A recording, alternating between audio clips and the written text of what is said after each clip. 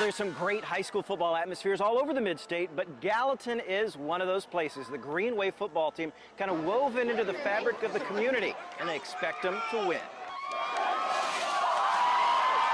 Green Wave looking to wash away Beach in a Sumner County clash, but the Buccaneers defense, no pushover, pushing back the Wave offense to a scoreless first quarter. But Gallatin finally gets it in gear. Sanchez Holder finds another gear. Green Wave roll 20-zip. My other Sumner County stop has the Dixon County Cougars trying to claw out a big road win at Hendersonville. The Commandos down 7-zip in the third, don't help their cause with the turnover, and the Cougars recover and capitalize. Shane Rayburn takes the toss, and he won't be caught. He takes it long distance to the house for the 14-0 lead. In my Touchdown Friday farewell, this is Aaron Solomon for Channel 4 Sports. Hello and welcome inside Sports Sunday. I'm Aaron Solomon. Titans training camp is less than 2 weeks away, and players and coaches are getting some last-minute R&R, which means you could see Titans defensive line coach Jim Washburn on his motorcycle somewhere out in the countryside. He feels at home out there. Coach Wash enters his 8th season in the NFL looking for another Pro Bowl performance from one of his guys. In his first 7 years, he's sent 5 defensive ends to the Pro Bowl. Not bad, considering the AFC only sends 3 each year. Now, Jim and I have spent hours talking on game day over the years off the record, but I finally got him to sit down in front of the camera last week, and I think you'll enjoy getting to know Titans defensive line coach Jim Washburn. We see your bike over here. You were just saying that's your release as you go ride, and you ride all over the place. You were telling me off camera, you tell your wife, honey, I'm getting on the bike. I don't know where I'm going to go, but I'm going to go. Yeah, I'm ready to. I've ridden it to South Carolina, Myrtle Beach. I've ridden it to New Orleans or Mobile or Albuquerque, Santa Fe, New Mexico. Really, all the way there? I think next week I'm going to go to the Pro Football Hall of Fame in Canton. I'm just going to ride up, you know. And there's another thing called Deals Gap in North Carolina. They call it the Dragon Tail. It's a real crazy road. It's got 312 turns in 11 miles. So when did you first get into bikes? What made you get into bikes? Well, I got into bikes a long time ago. Then I couldn't afford it. Most of my coaching career, I hadn't made any money. I've been poor and just sort of scraped by. My wife and I, we lived in 17 places and, gosh, 30-something years of marriage. And hadn't been able to afford one, but I've had bikes early in my life and then had to sell them. And so we went to the Super Bowl. That year, '99, I told my wife, I said, this is about halfway during the season, I said, hey, listen, if we go to the Super Bowl, I'm going to get a Harley, okay? And she went, yeah, right, go ahead, sure, whatever. And then the day after we got back from the Super Bowl, she said, where are you going? I said, I'm going up to Harley place, buying a Harley. And she went, what are you talking about? I said, no, we made a deal. And she said, I don't remember. And I said, well, so I went up at Cool Springs, Harley Davidson, and bought a bike there. And had one ever since. Sort of traded around, but that's my favorite right there. It's a Road King. I mean, you've coached all over the place. Junior college, arena, European NFL, yeah, minor league, college, SEC, Big 12, ACC, high school. Yeah. And then finally, in 1999, you get a call from Jeff Fisher, I guess. And what was that like? I mean, getting wow. It's sort of surreal, you know. It's just it was sort of odd. I was like the 6th or 7th guy that they offered the job to. They actually, the other guys turned it down because they weren't paying anything. I was like the 7th guy that they offered the job to. It was by default. I mean, I got this job totally by default. There was a scout named Glenn Cumbie who passed away our 2nd year here, and he recommended me to Jeff, and that's basically after every. So Jeff didn't even really know you? Oh, gosh, no. When Jeff interviewed me, he said, I was in a hotel room down in Mobile. He said, it's Greg Williams and me and him sitting on the edge of a bed. Jeff said, you want to be a head coach? I'm like, nah. He said, you don't? No, He said, you want to be a coordinator, right? I've already done that, and that was awful. He said, I got it. You want to be the best defensive line coach in the NFL, right? And I'm like, He said, well, what the heck do you want to be? I said, I want to coach the best defensive line in the NFL. Ah. And Greg Williams stood up and almost jumped through the roof. And they said, you're hired. No, they didn't say nothing. We went to camp, and we were at Bellevue first year here. I don't know if you're around there or not, but actually the defensive line was going to boycott one day, and we had a older guy that came out, and they all had their fist in the air when they walked across the ditch that led them out to the practice field. And I said, what's this all about? And they said, well, we're boycotting. I said, well, what are you boycotting? The guy went, well, you do all those high school drills and you treat us like high school, college guys. I said, what you're boycotting is hard work, right? So anyway, they went over to stretch with Watterson. This is a true story. They went to stretch with Steve Watterson. And while they were stretching, I just said a little prayer. I said, Lord, if you want, could be the shortest NFL career ever. And if you want me to be here, I'm going to coach like I coach. So when they got over there, we did up downs for about 2 minutes. And I said, I'm going to coach the way I coach. If you don't like it, go to Floyd, but you're stuck with me for a year.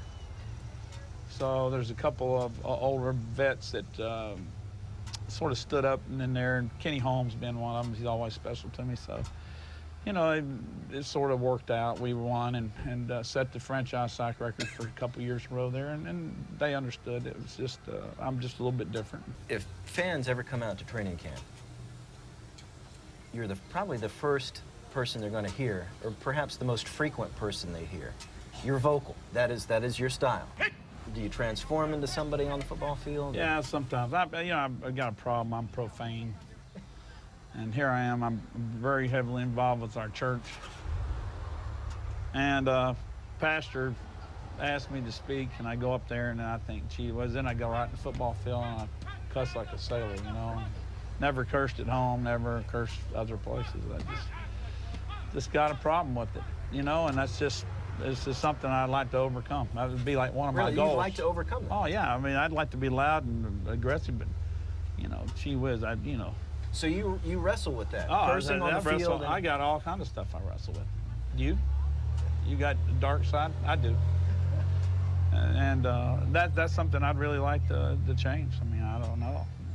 I guess if I wanted to change it enough, I would, but I really would. I'd like to do better. So, but what's funny though is if they come out to training camp and hear you just cussing one of your players, they might think, man, I bet that player hates that guy, but they don't. Can you talk about your relationship with your players? Because it is there, it's good. Yeah, I got burned in South Carolina when I got in all this trouble with the federal government and all this stuff. And what happened was I'd gotten too close to my players, so I said, I'm never going to get warm and fuzzy about anything anymore. That's just strictly how I don't care about their personal lives. I don't care about them as people. All I want to do is help them be the best player they can be, and in turn, that helps their family, right? You understand? And that's all I wanted to be. And every now and then I catch myself starting to have feelings, and I just don't want to. I just want to help them be the best football player. I'm not a role model, and they can say what they want. I don't want to be a role model. I want to help them make a good living. I want to help them I want to help Albert Hainsworth be the very best football player he can be, and make enough money where he can take care of not only his kids but his grandkids. That's what I want to do. You brought it up, or I wouldn't even mention it. Your thing, federal grand jury, late '80s. How did you think you were just done? Yeah, it was history. I couldn't get a job anywhere. I got into a mess, this steroid controversy at the University of South Carolina. Made some wrong choices, bad decisions, and hopefully it's all behind me. What did you learn from that huge deal in your life? Take absolutely nothing for granted the rest of my life. When you're, down and out, and let my family down, let everybody down, so I just take nothing for granted. Every day I walk out in that football field, I'm thankful. And every day I walk out on the game field, I say a prayer, because I'm just, I hope it doesn't get to be old hat, or I'm just happy thrilled to have the job I have, because I couldn't get a junior high job. I drove a feed truck, haul hog feed for a year and a half, mowed grass.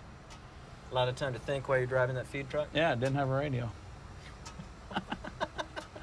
Big family guy. I mean, I got 3 children, 4 grandchildren, and that's a big part of my life. That's what's on my hat. This is Allie, Luke, Drew, and Avery. So that's, my grandkids are a big part. Came around at the right time, too, for Sandy and I. It's really a neat time of life when your kids grow up and have their own kids. That's special. They call me Coach. It's pretty good, though. Really? Yeah. Your grandkids got a call you bunch Coach? of 1-year-old little It's boys not Pappy running or around. Papa. Nah, or... it's Coach. And that's cool. That's all right. Oh, it's cool. Real cool. I answer to Coach, so. Coach and Nana. Coach and Nana. Now, don't be fooled. Jim does have a good relationship with his defensive linemen. Every year, he sends Christmas presents to the children of his players. And his guys give back. This year, they chipped in to get him some personalized memorabilia from wrestling legend, the Nature Boy, Ric Flair. Yes, he's a wrestling fan, too. And no matter what happens in the next few years, he says in 10 to 15 years, you'll find him and his wife, Sandy, right here, retired in Middle Tennessee, probably at Puckett's Grocery in Leapers Fork. We wish him the best. Time for a break, but there was another great finish at the Nashville Superspeedway Saturday night, and it involved Danica Patrick. We hit the track after this pit stop. All right, let's do some business. Talk Titans. That's what you want to hear us talk about, I think, anyway. Opener with the Jets today. Let's take a look at the highlights. You watched the game. Kerry Collins got the start. Not a big surprise for folks that were able to witness practice, although they didn't want us to say who was going to start. Offense was shaky. Collins missed a couple throws, but there were some drops. There's a Chris Brown drop. Offense had a hard time getting in sync today. There's a penalty. What's your analysis on the Titans offense? Yeah, I actually thought that they had plenty of opportunities. Jeff hit the nail right on the head when he was talking about leaving some points on the field and whatnot. Miscues as far as dropping balls and things like that, you can't have them. It's a very small difference between winning teams and losing teams, and the big play definitely something that you need to have. You saw a Ronaldo Hill interception, but it was negated by a Peter Sermon pass interference that led to the first touchdown for the Jets. There's Collins throwing out of bounds, had some boo birds come out. Vince Young came in, and they were planning on playing Vince Young anyway, and he looked pretty good for a second. Absolutely, he was very, very comfortable in the pocket, obviously delivering the ball with some consistency, but obviously when you have a turnover, it kind of makes people a little leery, and I think that's the end result that people think about when they think of Vince Young in this ball game right now. Well, he threw the fade right there for Gibbons, underthrew it a little bit, and there's Andre Dyson, one of his 2 interceptions on the day. Dyson came home, wanted to play well, and he did. There's a forced fumble by Keith Bullock. The defense really played pretty well today. The defense did a phenomenal job of at least keeping the game close. Obviously making big plays. The Chad Pennington taking the sack and the fumble later on in the ball game kept them in it and things like that. But the defense definitely applied pressure when they needed to. There you see Dyson's second interception. And here you see Collins going down the field, and this is an interception, but really it's more on Troop. It just kind of bounces out of his arms. These are the same things that plagued us last year when you're talking about trying to take advantage of the opportunities you have. That catch right there, 9 times out of 10, Ben's going to make it. All right, but to the Titans' credit, and we've seen you guys do it in the past, didn't give up. Here they come. There you see Travis Henry putting it in for a score, and here's Travis going in for the 2-point conversion. So it's 16-8 right now, and after this, you're feeling pretty good. The there's a sack by Vanden Bosch, but here comes the sack by Finnegan, who has really looked good for a rookie. Forces the fumble, Starks recovers, and you think, hey, we're in business now. Absolutely. The momentum definitely was on the Titans side when the defense starts going out there and getting off the field when 3 and outs and things like that. Creating turnovers, giving the offense a chance to get out there and score points. But, obviously seeing Travis Henry right there, I think he was a dominant force today as far as keeping the ball on the ground and at least trying to add some potency to that offense. And another 2-point conversion, 2 in a row. That's hard to do in the NFL. Drew Bennett, and we are tied. You're thinking, all right, the defense has played well, but here come the Jets. A couple of big third-down conversions, long pass completions. There's the touchdown. So they go ahead, and we got the basic 2-minute drill by Kerry Collins, and he works it pretty well. You have to give the Jets credit. They made big plays when they need to. Obviously, that drive right there I think it's consistent of a Chad Pennington-type drive. He found his receivers. Next thing you know, they're in the end zone. They're up by 7 more touchdowns, more points than we are. That was the last try. At 4th down, they go for the end zone. It was actually deflected at the line. It's hard to see. But 23-16 the final score. Let's head to the locker room. You mentioned the Jets. Now, on the other side of the ball, there were 2 successful homecomings. Knoxville native Chad Pennington played his first pro game in the Volunteer State, throwing for 319 yards. And former Titan Andre Dyson had 2 interceptions.